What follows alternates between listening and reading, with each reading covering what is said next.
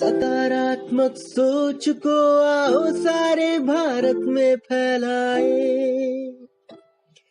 सकारात्मक ऊर्जा का आओ सब में संचार कराए।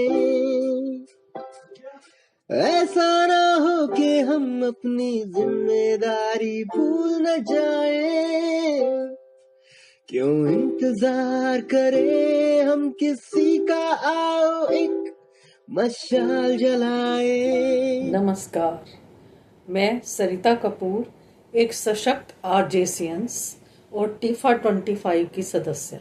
22 जुलाई राष्ट्रीय तिरंगा अंगीकरण दिवस के रूप में मनाया जाता है। यह 1947 को अपनाया गया था। तो चलिए आज तिरंगे के बारे में कुछ चर्चा करते हैं।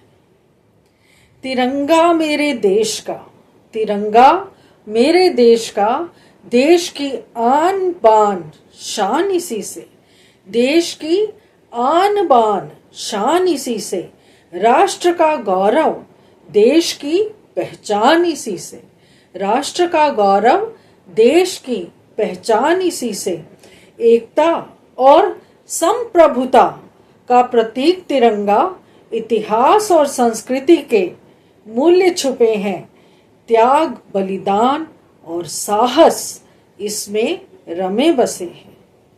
3 रंगों से बना तिरंगा, केसरिया, सफेद और हरा, बीच में नीले रंग का अशोक चक्र।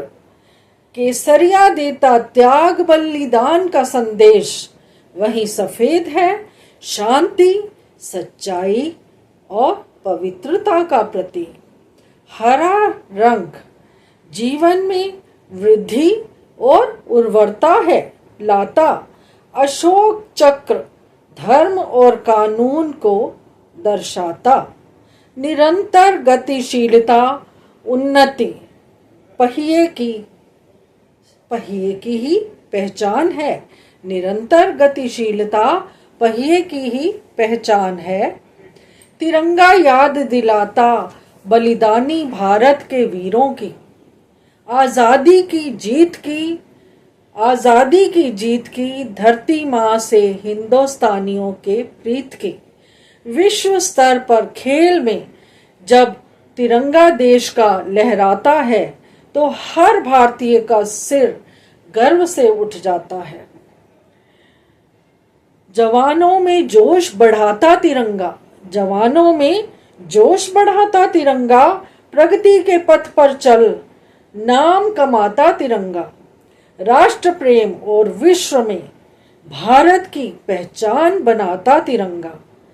पिंगली वेंकैया जी ने हिंदुस्तान को इसका अभिमान दिया।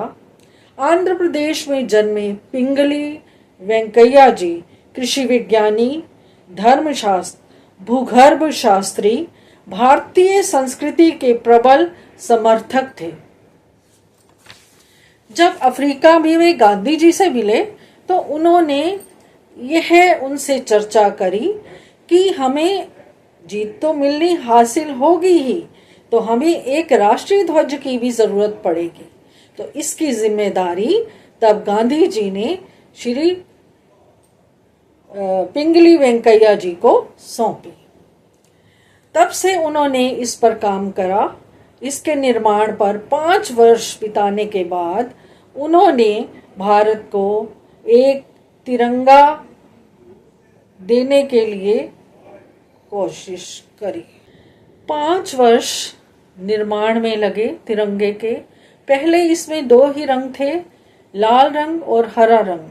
बाद में इसमें लाल रंग की जगह केसरिया रंग हो गया और हरा रंग, और बीच में सफेद रंग के ऊपर गांधी जी के चरखे को स्थान मिला। यह झंडा आंदोलन में बहुत काम आया और इसी का ही प्रयोग स्वराज को जीतने के लिए किया गया। इसी ध्वज के राष्ट्रीय झंडे को मानकर क्रांतिकारी आंदोलन लड़ते रहे। 7 अगस्त 1906 को झंडे का जो रूप था, ऊपर केसरिया, बीच में पीला और नीचे हरा।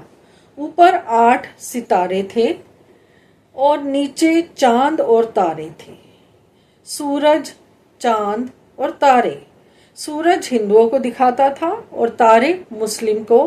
केसरिया रंग हिंदू को और पीला बुद्ध को और हरा रंग जो है वो मुस्लिम की पहचान था। इस झंडे के अधीन स्वाधीनता की लड़ाई लड़ी गई। 1 वर्ष बाद 1907 में झंडे का स्वरूप बदल गया। मैडम भीकाजी रुस्तम कामा के द्वारा जर्मनी में ये झंडा भारत के प्रतीक के रूप में फहराया गया। 23 जून 1942 में एक कमेटी बनाई गई जिसमें राष्ट्रध्वज बनाने की जिम्मेदारी को सौंपा गया। उस कमेटी ने वह ध्वज जिसमें ऊपर केसरिया, बीच में सफेद, सफेद के ऊपर चरखा और नीचे हरा रंग था, उसी झंडे में चरखे के बदले अशोक चक्र को स्थापित किया गया।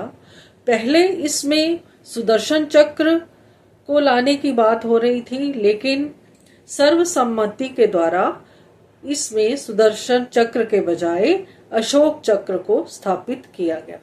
तब से यह झंडा, यह ध्वज भारत की पहचान बन गया।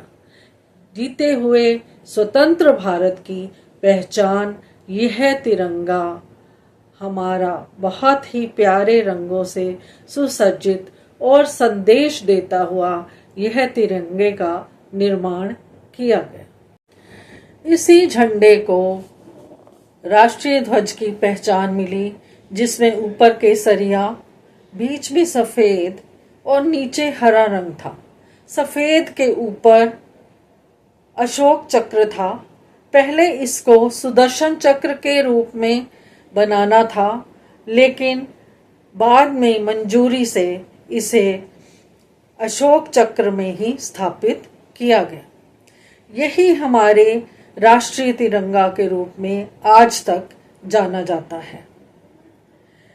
तिरंगा जो हमारे देश की आज़ादी, स्वतंत्रता का प्रतीक बन गया, हमारे सैनिकों में जोश भरने का, त्याग और बलिदानी का प्रतीक यह झंडा लहराया जाता था 15 अगस्त को और 26 जनवरी को। लेकिन ये गवर्नमेंट के कार्यालयों में लगा रहता था, लेकिन ये इसको फहराने की मंजूरी हर जगह नहीं थी। हर नागरिक इस झंडे को नहीं फहरा सकता था। हमारे एक उद्योगपति नवीन जिंदल जी, जिनको ये बुरा लगा, उन्होंने अमेरिका में देखा कि वहाँ पर हर नागरिक झंडा फहरा सकता है, तो हमारे देश में क्यों नहीं। उन्होंने कोर्ट में इसकी लड़ाई लड़ी। 7 साल बाद कोर्ट में लड़ाई लड़ने के बाद यह उनको सफलता प्राप्त हुई कि झंडा हर नागरिक फहरा सकता है, लेकिन उसके लिए कुछ प्रोटोकॉल को अपनाना पड़ेगा।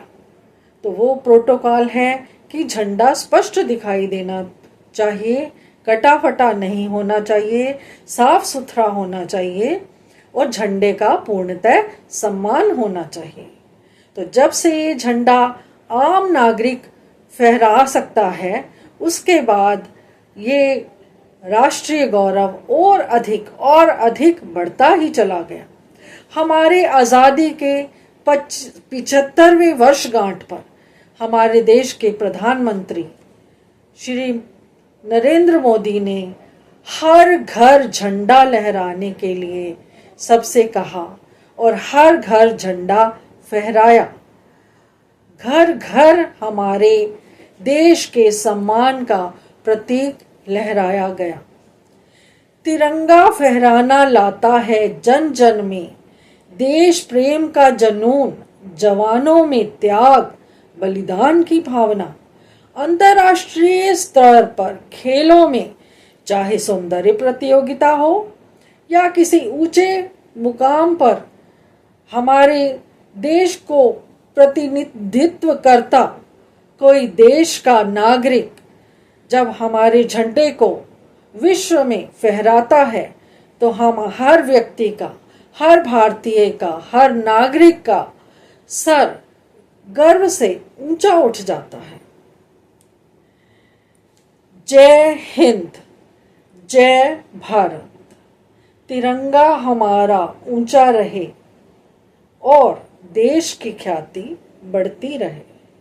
नमस्कार। सकारात्मकता के उदय का चलिए हम उद्घोष कराएं। RJS जय हिंद के नारों से अपना देश जगाएं। RJS वंदे मातरम से सारी सरकार जगाए।